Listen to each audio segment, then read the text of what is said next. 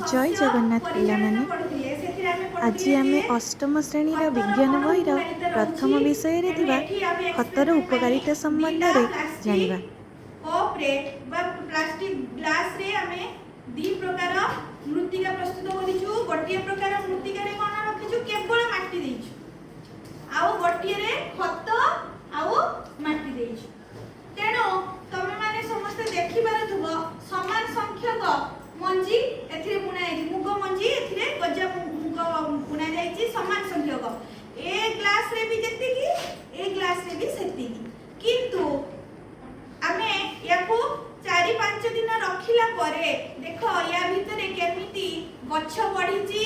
प्रथम ग्लास जोथिरे की आमे केवल माटी नै की गजा मुग पकेइथिले सेठी केमिति गच्छ उठीची आ जोथिरे खत मिसैथिले सेठी केमिति गच्छ उठीची। तो मैंने समस्त देखि पारथबो एई समान संख्यक गजा मुग पड़ीथिले सत्ते मध्य